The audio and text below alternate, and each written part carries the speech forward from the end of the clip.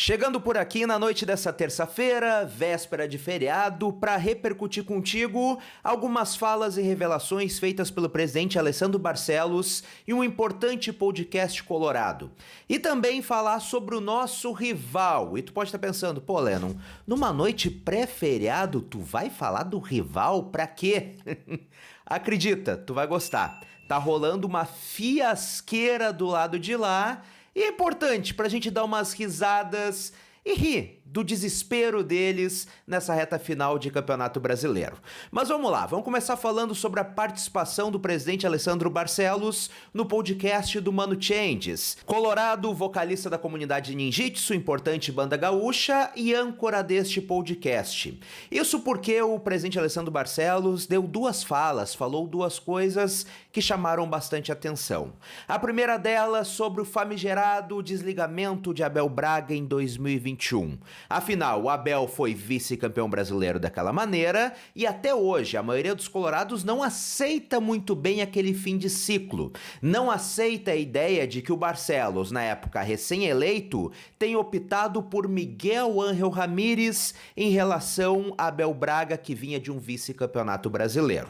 Bom, o presidente colorado disse o seguinte, que essa foi a decisão mais difícil da vida dele como dirigente. Foi a decisão mais difícil dos dois mandatos dele como presidente do Internacional. O presidente colorado afirmou que tem um carinho enorme pelo Abel, um respeito enorme pelo Abel, e que foi muito difícil naquele momento optar por romper aquele trabalho, mas que ele precisava cumprir uma promessa de campanha. Isso porque ele foi eleito prometendo ruptura, algo diferente do que vinha sendo apresentado no Internacional nos últimos anos, e que ele não podia simplesmente ser eleito e na sua primeira atitude como presidente do Internacional manter o que já estava sendo feito. Então que realmente foi muito difícil, segundo ele foi a decisão mais difícil da vida dele, mas que precisava ser feito, que por isso ele optou por manter a ideia de trazer Miguel Ángel Ramírez, que vinha para o Internacional após um título de Copa Sul-Americana pelo Independiente Del Valle. Só que aí tem um outro desdobramento dessa fala do presidente, porque ele fala sobre a contratação do Ramírez lá em 2021 e diz o seguinte, que o Ramírez era o plano A e o plano B do Internacional era ninguém mais, ninguém menos que Abel Ferreira. O presidente colorado deixou claro que o Inter trabalhava com estes dois nomes, que se o Miguel Ángel Ramírez acabasse não aceitando, o Inter já tinha Abel Ferreira no radar e que seria uma aposta naquele momento. Afinal, aqui no Brasil, naquela época, ninguém conheceu Abel Ferreira, ninguém imaginava que o Abel seria esse treinador que é hoje no Palmeiras, multicampeão. Mas que sim, o Abel Ferreira quase parou no Internacional, torcedor colorado. E aí a gente vê as voltas que o mundo dá. E como a gente é azarado, parece. Nós torcedores colorados temos um azar muito grande.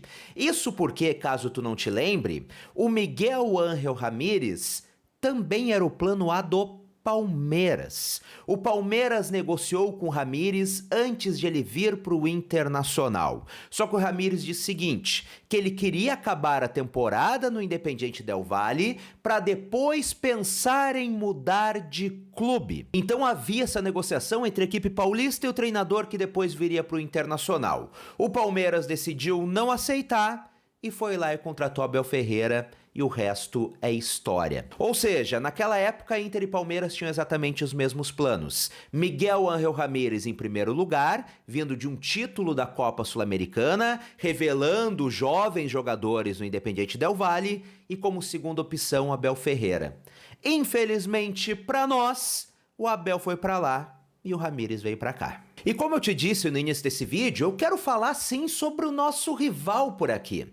Porque tá rolando uma fiasqueira do lado de lá para essa partida contra o Juventude que chega a ser constrangedor, torcedor colorado. Vocês já devem ter visto nas redes sociais alguns torcedores do nosso rival falando que o jogo de amanhã contra o Juventude é jogo de Copa do Mundo. É um dos jogos mais importantes dos últimos anos para eles. Isso vindo de torcedores e de perfis grandes identificados com o nosso rival. Mas até aí, tudo bem. Vem por parte de torcedor, vem por parte de influenciador. Só que a fiasqueira tá tão grande que o Grêmio, como instituição, também tá transformando o jogo em Copa do Mundo. Caso tu não esteja acompanhando, o nosso rival tá fazendo uma campanha com diversos ex-jogadores do Grêmio, chamando os torcedores pro estádio, implorando que os torcedores apareçam amanhã pro grande jogo contra o Juventude.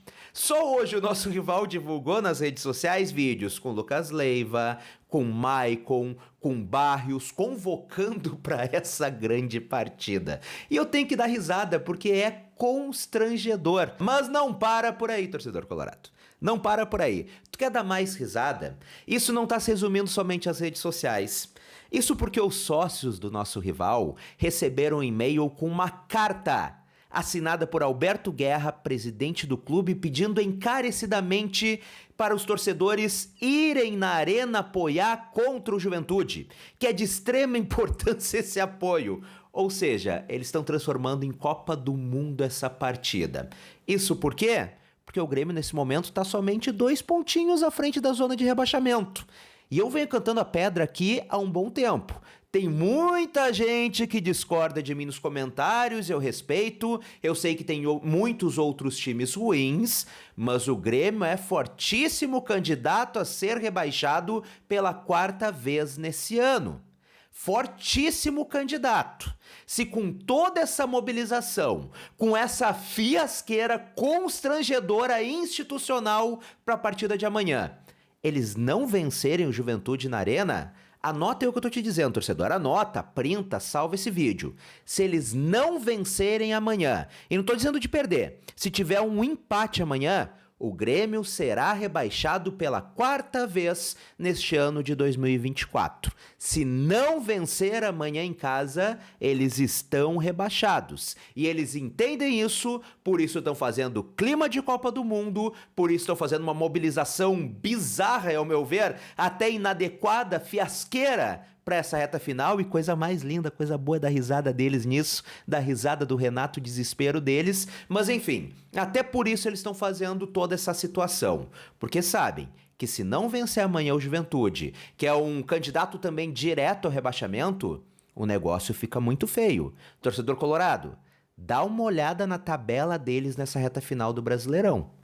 Dá uma olhada aí se tu quer dar risada, se tu quer ficar feliz e esperançoso de um 4º rebaixamento. Então a gente pode acompanhar sim o 2º rebaixamento do nosso maior rival, o 2º rebaixamento do Grêmio em menos de 5 anos. A gente pode ter um final de ano extremamente divertido e feliz.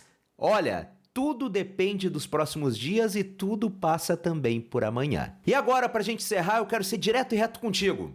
Tu acredita que o Grêmio pode cair? Tu tá no mesmo time que eu? Que tá esperançoso? Que acredita que isso pode acontecer? Que tá vendo chances claríssimas disso? Comenta por aqui pra gente trocar aquela ideia. E se tu não acredita também, pode argumentar por aqui, não tem problema nenhum. É sempre importante ter esse debate aqui no canal. E se tu é colorado, gostou do vídeo, me segue nas redes sociais, eu tô em todas as redes possíveis, e também te inscreve aqui no canal, que é muito importante o teu apoio. E não se esquece de ativar as notificações no sininho, que tu não perde absolutamente nada. Um grande abraço, até a próxima, bom feriadão e tchau, tchau!